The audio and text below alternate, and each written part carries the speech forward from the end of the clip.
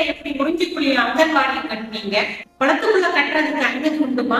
பள்ளியூர் ஊராட்சி ஒன்றியத்துக்கு உட்பட்ட செட்டிக்குளம் ஊராட்சியில பூக்குளத்துல நிறைய குப்பைகள் இருக்கிறதா கேள்விப்பட்டு கலாய்வுக்காக அங்க போயிருந்தோம். அந்த குளத்துல நிறைய குப்பைகள், மாட்டுச்சாணி, செத்த எலி கூட இருந்துச்சு. அது பக்கத்திலேயே அங்கன்வாடி கட்டடமும் இருக்கு. அங்கன்வாடி இருக்கிற இடம் சுகாதாரம் இல்லாம இருக்கிறதுனால அங்கன்வாடிக்கு வரக்கூடிய குழந்தைகளுக்கு நோய் பரவுறதுக்கான வாய்ப்பு இருக்கு. அதுக்கு பயந்துட்டு பெற்றவர்கள் அந்த குழந்தைங்களை அங்கன்வாடிக்கு அனுப்புறதுக்கு பயப்படுறாங்க.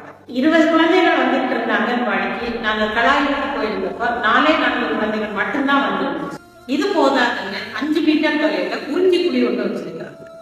இந்த உறிஞ்சிக்குழியில செட்டிக்குளத்துல உள்ள கழிவுநீர் எல்லாமே வந்து சேருது.